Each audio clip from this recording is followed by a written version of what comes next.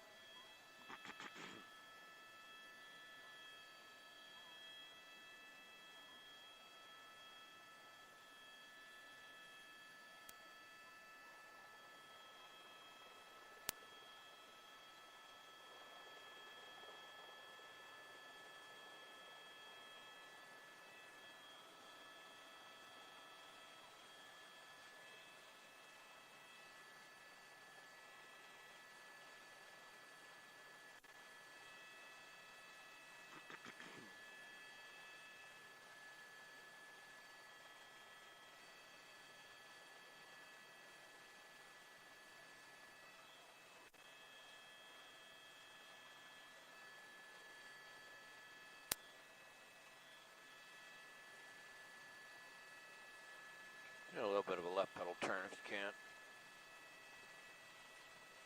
I know it'll be uncomfortable, but just try and give me a little more. Just have to battle it a little bit. The problem with my neck, I just can't keep turning. Give me a headache. Yeah, that's good right there. Thanks.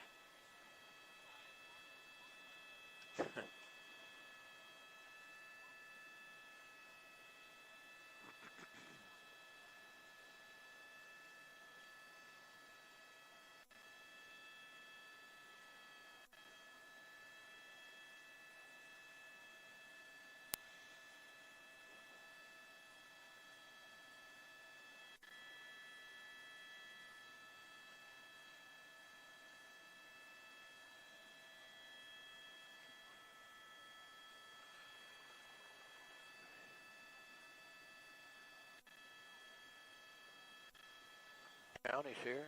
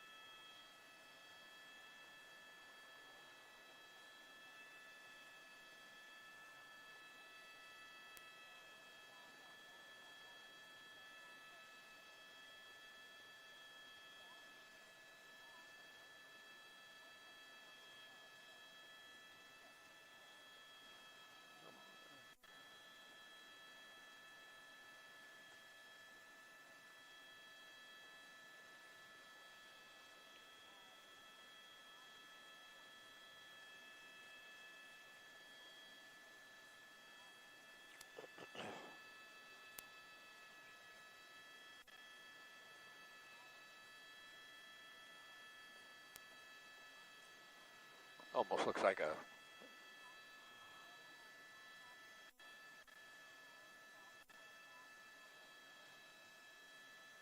All right, copy that. We probably got about 15, 20 max.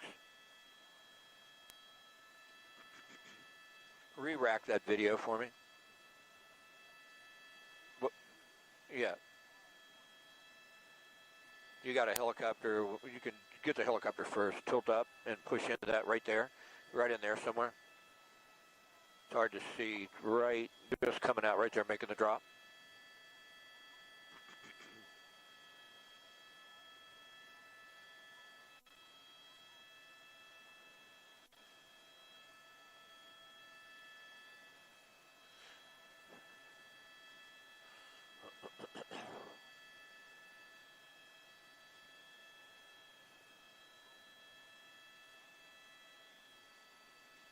Comes another helicopter on your left.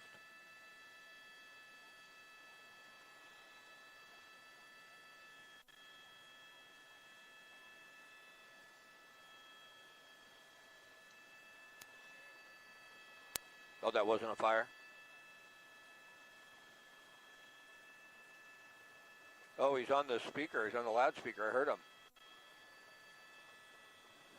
I used to have a helicopter with a loudspeaker. It was great.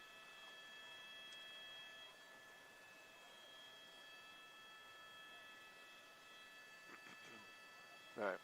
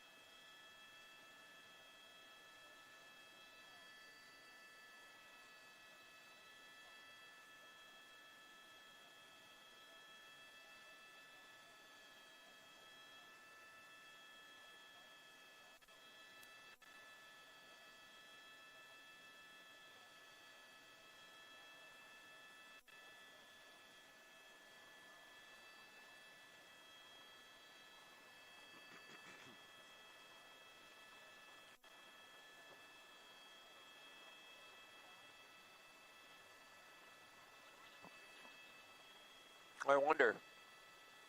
He's got to be pretty calm to do that, I think. Kind of doubt it.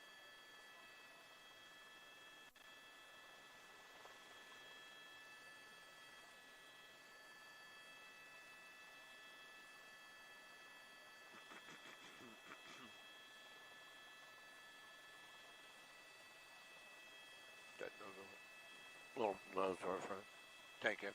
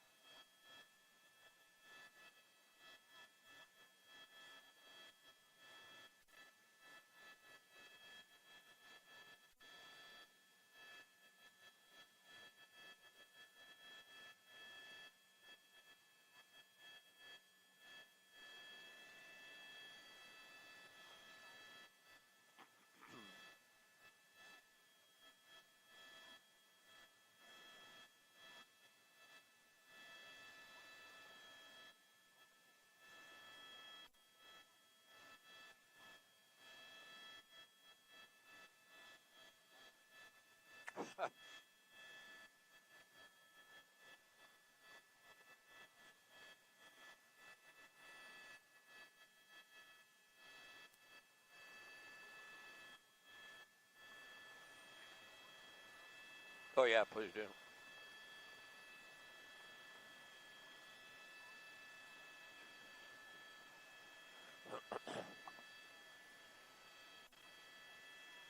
Good news. Yeah, we're going to show you that in a minute, but this is the biggest 7-acre fire I've ever seen in my life. I'll tell you that much. But I can joke a little bit now because it's so encouraging what we're seeing. Give me a wide shot, if you would, Chad. Just going to give you a little perspective. On the top right portion of your screen, I think that's about where that fire started. Because it couldn't have gone too much further north. The winds are out of the north. They blew it down the hill to the south. PCH is shut down. It will be probably all day unless you're a resident to get back in. But we don't have much in the way of flare-up. So we'll go to that video that we shot on the way in this morning. And it was just howling. And, you know, you could see the skid in there for a moment. But it was burning right down towards Emerald Bay. And, boy, we were really concerned they were going to lose a lot of homes. See that right there? Those are all homes in that shot that we had this morning. Come back out to the live shot now. And we're showing you basically the same area. Right there, that's where it was burning, towards that ridge of homes, or that line of homes on that ridge line. We'll bring up Sky Map 7, and that is Emerald Bay. So they saved those. They had a very quick response. And, you know, Leslie, you mentioned fire season is year-round out here. And, you know, contract firefighters, the pilots are on contracts during fire season. They may change that altogether. We may say the super scoopers out here in Southern California all year round instead of, you know, July through December type of thing, because this is just frightening to have this early on in the year. It was in October, you know, in 1993, and I remember flying that fire. This area got destroyed, the exact same area. They lost almost 400 homes. 500 homes were damaged, 17,000 acres burned in this area right here above Emerald Bay. So certainly it's an area that can get hammered. That's about the only loom up of flame that we see right there.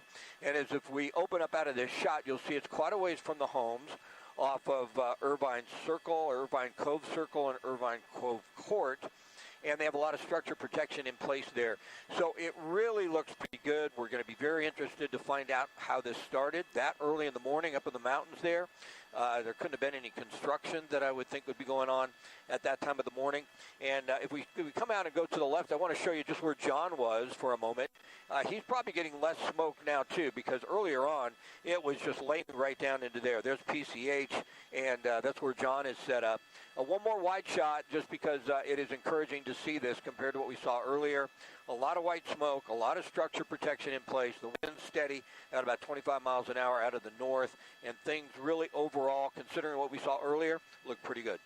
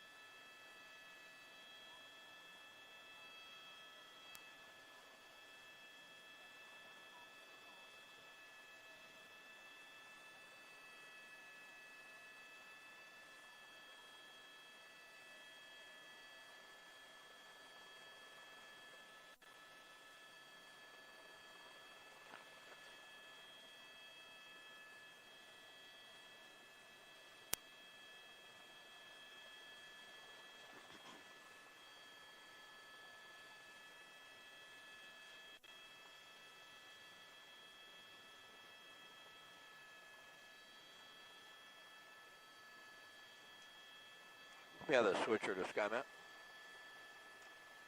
There you go. Thanks.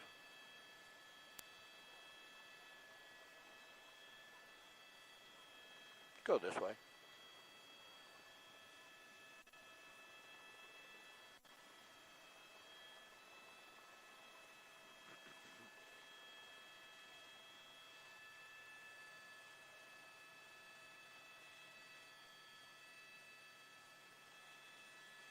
I think this is good right here.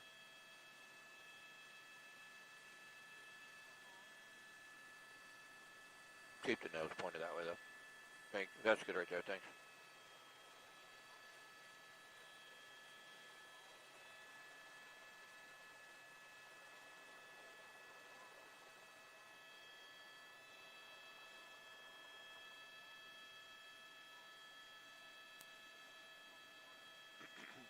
All right, we got a pretty good echo going on there.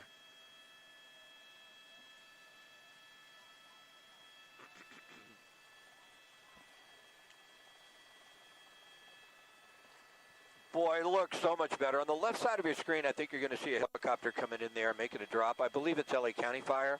They responded quickly to help out Orange County Fire Authority and their helicopters. I think we have as many as 4 overhead. But as you mentioned, Leslie, it's laid down so nicely in the last, I would say, 45 minutes to an hour. And this area does have a lot of fire roads. Leslie Lopez brought this up about the brush and the chaparral out here. It's light to medium, and you see that area where it started, right below the helicopter. That's sort of where it came down the hill. And we'll show you some video, I think, in a moment what it looked like when we first got on board. That is some light grass, and that's had time to dry out. We did get some rain a month and a half ago, pretty good rain. So it is somewhat green up here when you look at the hillside. But, boy, can you imagine if we don't get more rain come February and March, what this area is going to look like with dry conditions and winds in August, September? We could really be in trouble. But this fire right now, for the most part, has laid down pretty nicely. The helicopters are making some drops. There are some areas that are pretty inaccessible. It'll take some time for hand crews to get in there, but there are fire roads to a lot of it as well. So I think they'll be able to get some sort of containment sometime today.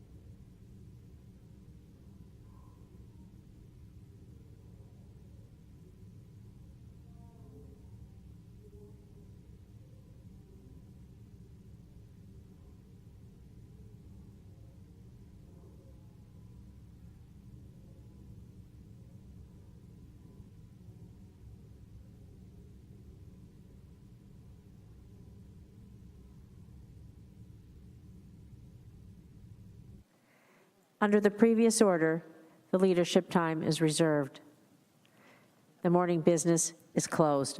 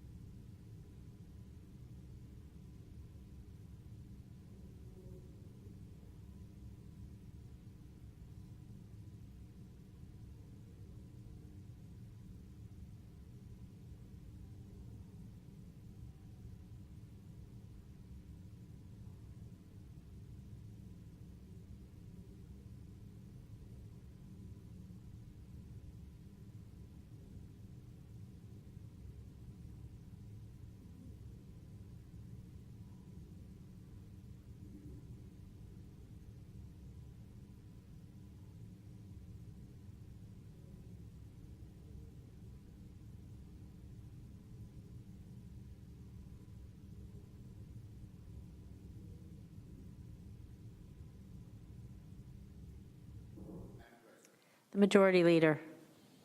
Madam President, it's been a busy, productive, and truly bipartisan week here in the United States Senate. After days of fruitful... Madam President, to begin, it has been a busy, productive, and truly bipartisan week here in the United States Senate. After days of fruitful cooperation from both sides, the Senate is now a few moments away from approving one of the most significant changes to employment law in years, eliminating for good the awful practice of forcing victims of sexual harassment and assault into arbitration. An hour from now, we'll be able to say this. The House has acted, the Senate has acted, and we are sending bipartisan forced arbitration reform to the President's desk. It's a momentous reform bill, and one that is painfully overdue. For decades, arbitration clauses have been routinely tucked into the fine print of employment contracts. Today, they impact about 60 million Americans, and many people may not even realize such clauses affect them until it is too late. All of us have heard the searing testimonies of those who have faced harassment or abuse at work, only to discover their jobs offered precious little in accountability. Countless leaders, countless careers have been derailed or undone. Worse still, countless lives have been forever damaged. And for decades, workplace practices like mandatory arbitration have perpetuated cultures of abuse and unaccountability. We can't ignore a basic reality of these clauses. They deprive victims of sexual harassment and assault of their basic rights by mandating they seek remedy only behind closed doors of private arbitration with no other alternative. This is wrong, it is unfair, and it's about time it changed. And that's exactly what we'll accomplish through this bipartisan legislation. It will not only ensure that those who have suffered sexual harassment or assault have the option to go to court if they choose. It will also be retroactive. People locked into these clauses right now will benefit just as much as new employees will in the future. That's an important point that hasn't gotten enough attention. It will undo the pernicious effect of these clauses that already exist.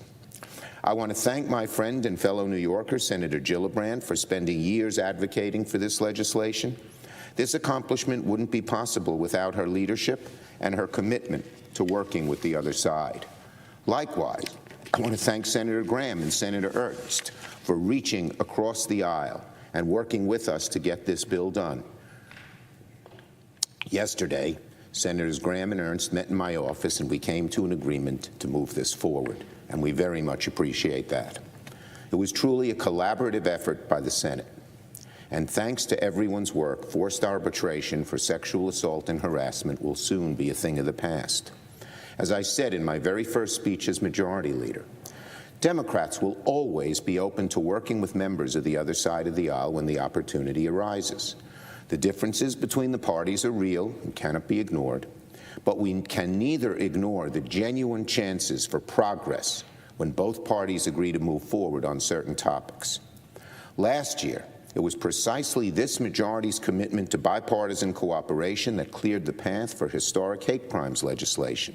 Together, we also passed a historic jobs and supply chain bill, which we hope is enacted soon. And together, Democrats and Republicans secured the first standalone infrastructure package in years. This week has been a continuation of that commitment to working with the other side when possible. The legislation on forced arbitration is a prime example, and yesterday we saw another example, a